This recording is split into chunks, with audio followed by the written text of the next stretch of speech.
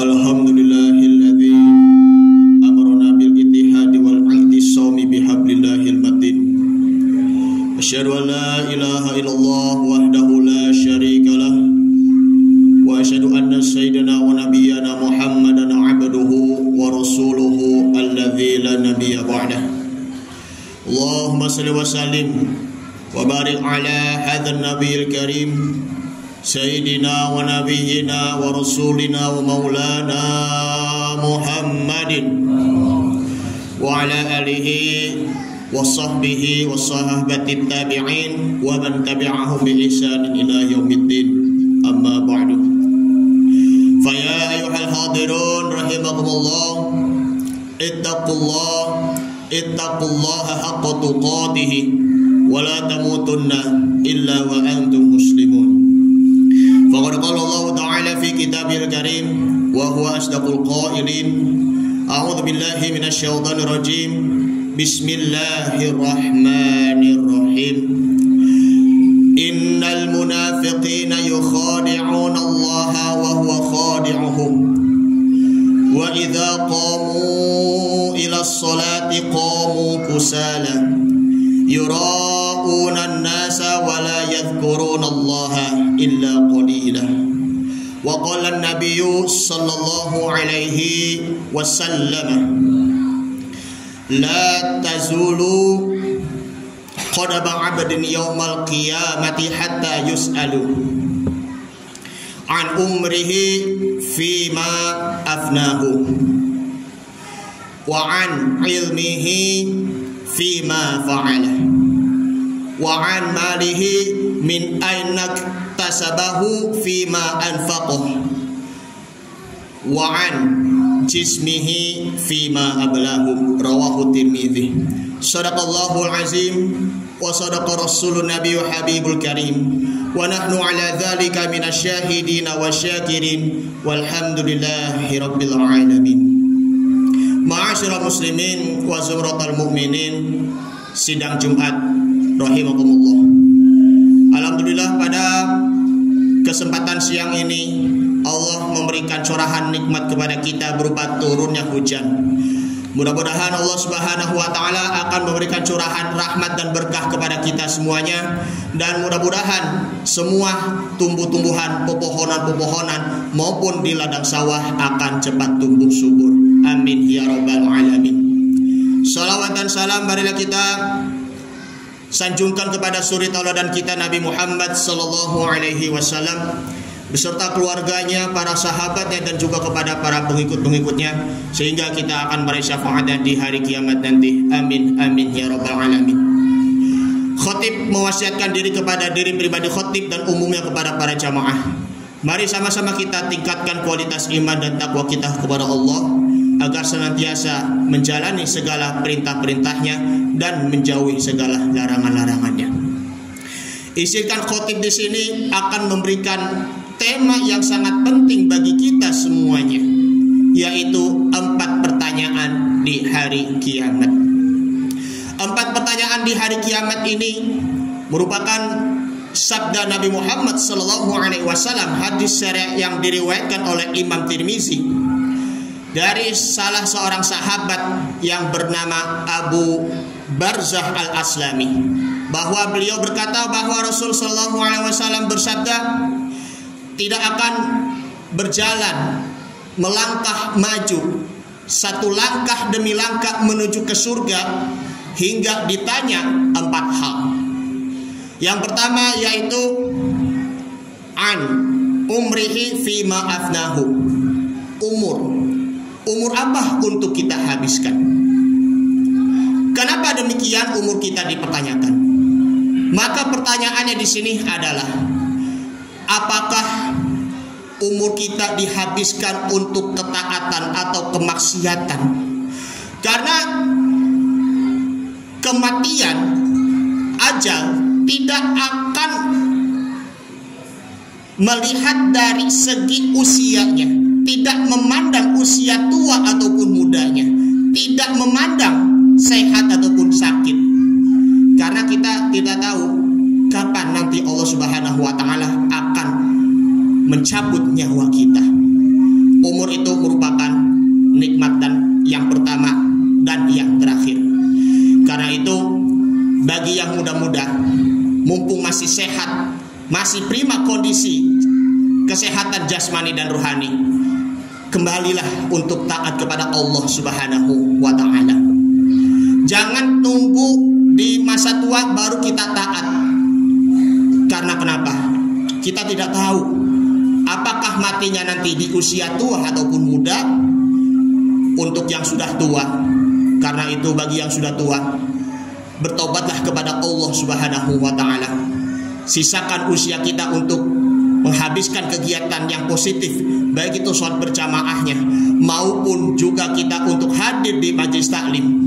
Karena insya Allah kita bisa membawa amal soleh kita ketika sudah mati dan akan membawa surganya Allah Subhanahu wa ta'ala. Yang kedua yaitu wa an ilmihi fima fa'ala.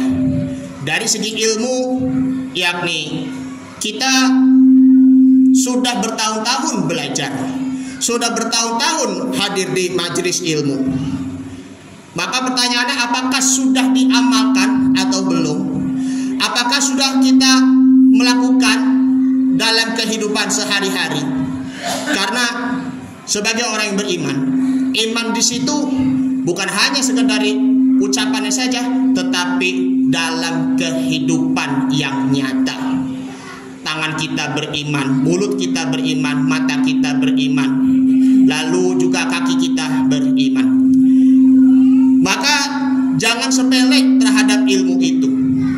Kita sudah membaca buku, kita sudah mempelajari apa yang kita pelajari dari guru kita yang sudah kita menyimak apa yang dinasihati, tetapi masih saja masuk kuping kanan dan keluar kuping kiri. Seperti contohnya saja, Sholat masih hal dianggap sepele. Karena itu merupakan amalan pertama kali yang dihisab ketika di hari kiamat nanti. Kita berusaha untuk sungguh-sungguh dalam menunaikan ibadah sholat, terlebihnya khusyuknya maupun juga disertai dengan tumakninanya. Terkadang mohon maaf, kita sholat dalam keadaan bermalas-malasan. Itu pertandanya ada tanda kemunafikan yang ada di dalam hati kita.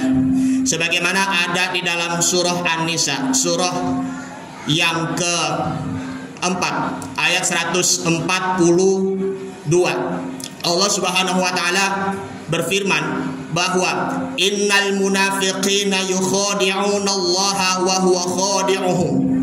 Sesungguhnya orang-orang munafik di situ, orang-orang munafik di situ adalah pura-pura beriman dan berbohong pada diri sendiri, mereka itu adalah menipu Allah, dan sehingga Allah membalas tipuan mereka, orang-orang munafik. Wa idza qamu ila sholati qamu kusala. Dan apabila mereka berdiri untuk menunaikan ibadah sholat, tetapi sholatnya dalam keadaan bermalas-malasan, ngeloyo ketika kita lagi ruku maupun juga sujud maupun juga takbiratul ihram. Na'udzubillah, summa na'udzubillah. Yura'unan nasa. Mereka itu hanya melakukan perbuatan riya ketika dalam beramal. Wala yadhkurunallaha illa qalila. Dan mereka mengingat Allah Subhanahu wa taala kecuali hanya sedikit. Imam Jalaluddin As-Suyuti, beliau menjelaskan di dalam kitab Tafsir Jalalain bahwa ayat kusala bahwa musaqilina bisolatihim yusalluna riyaan.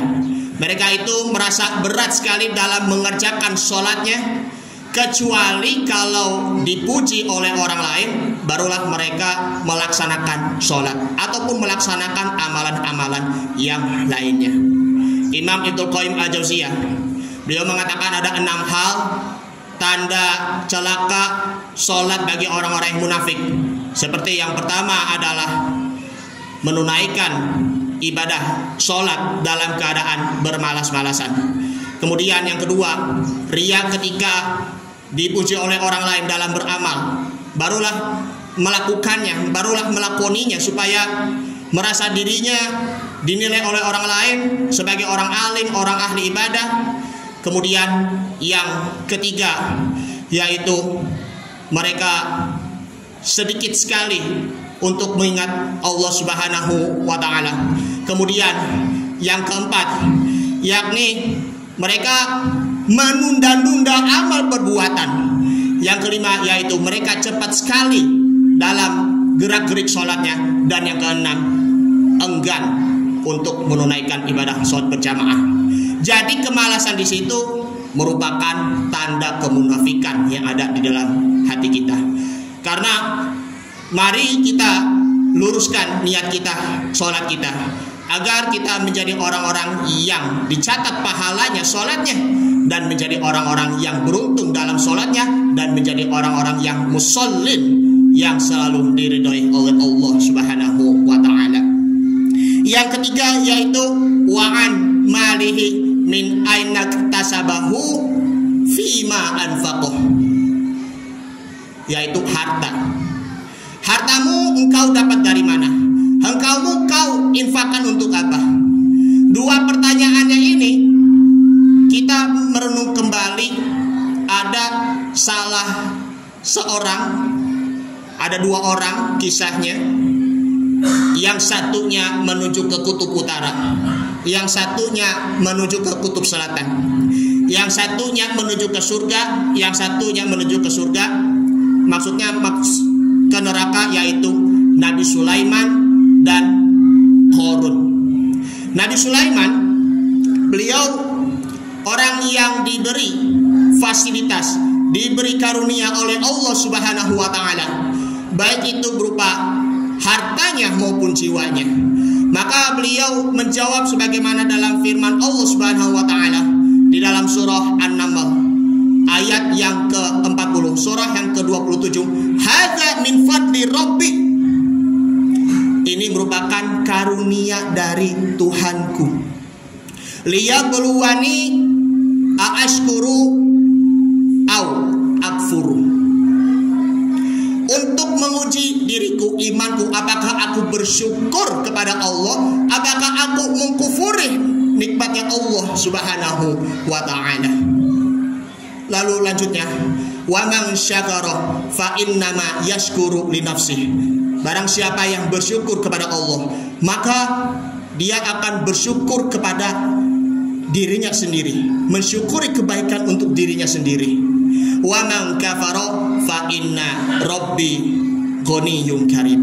Barang siapa yang mengkufuri nikmatnya, maka sesungguhnya Allah Maha Kaya lagi Maha Mulia.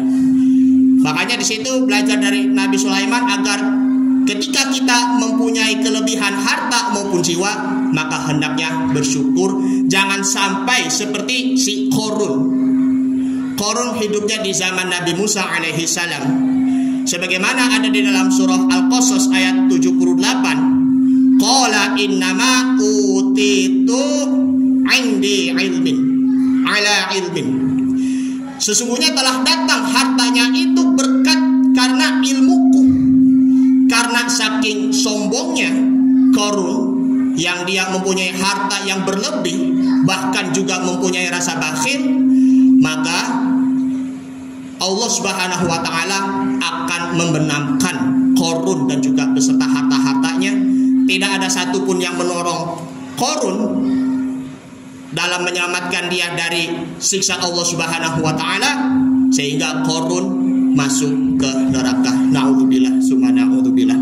Maka dari itu, kalau kita punya harta yang berlebih, mending kita sedekahkan, mending kita infakkan, mending kita zakatkan. Lebih-lebihnya kita perlu untuk menabung untuk menunaikan ibadah haji. Kita menabung-nabung untuk membeli sapi, membeli kambing, membeli domba. Untuk apa? Untuk berkurban.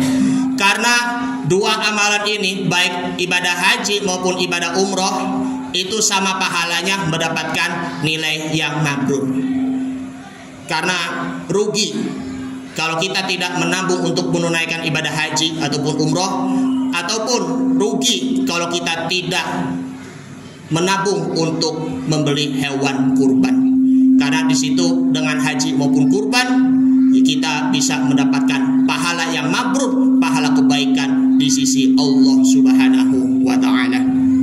Yang keempat yaitu wa'an jismihi fima ablahu, yaitu tubuh kita, body kita, badan kita. Badan kita untuk apa dihabiskan? Memang kita bekerja lelah, capek-capek dalam mencari nafkah. Kita lelah dalam berperjalanan, baik itu perginya maupun juga pulangnya. Kita lelah untuk mencari rezeki yang berkah. Kita lelah dalam menuntut ilmu tentunya. Kita lelah dalam berperjalanan untuk menuntut ilmu. Karena segala sesuatu memang butuh dengan pengorbanannya, baik itu dari biayanya maupun juga biaya perjalanannya. Masya Allah, ini sesungguhnya ya dijadikan sebagai introspeksi diri, agar senantiasa kita mampu istiqomah dalam bekerja, mampu senantiasa untuk belajar yang bersungguh-sungguh. Kalau kita merasa lelah, merasa capek, maka dengan ada lelahnya di situ pasti dinilai ada lillah. Lelah menjadi lillah, dan dengan lelah ini pasti akan mendapatkan pahalanya di sisi Allah Subhanahu wa taala. Ma'asyiral muslimin wa sumratal mu'minin rahimakumullah. Dari penjelasan yang di atas di sini, 4 pertanyaan pada hari kiamat, yakni itu akan terpengaruh dengan nasib kita. Itu akan terpengaruh dengan masa depan kita di akhirat nanti. Bahkan 4 pertanyaan ini dapat menentukan nasib kita. Apakah kita matinya husnul khotimah ataupun su'ul khotimah? Apakah kita bisa menikmati nikmat di alam kubur atau siksa kubur? Apakah kita bisa memahami agama ataupun tidak? Karena dengan 4 pertanyaan ini dijadikan sebagai introspeksi diri kita. Mudah-mudahan kita bisa memahami agama. Mudah-mudahan kita mempunyai cita-cita yang setinggi-tingginya. Bukan hanya sekedar dari pekerjaan saja, tetapi cita-cita kita yaitu adalah husnul khotimah, mati dalam membawa beriman, mati membawa amal soleh, membawa amal jariah kita, dan juga kita mati masuk surga bersama Allah Subhanahu wa taala, bersama orang-orang soleh dan bersama orang-orang siddiqin. Amin ya rabbal alamin. Ini saja yang Al-Fakir sampaikan, mudah-mudahan bermanfaat Barakallahu wa lakum fil Qur'anil Karim wa nafa'ani wa iyyakum fihi minal ayati wa dzikril hakim wa taqabbala minni wa minkum tilawatahu innahu huwas samiul alim. Aqulu qawli hadza fastaghfirullahal azim li wa lakum wa lisairil muslimina wal muslimat wal mu'minina wal mu'minat fastaghfiru innahu huwal ghafurur rahim.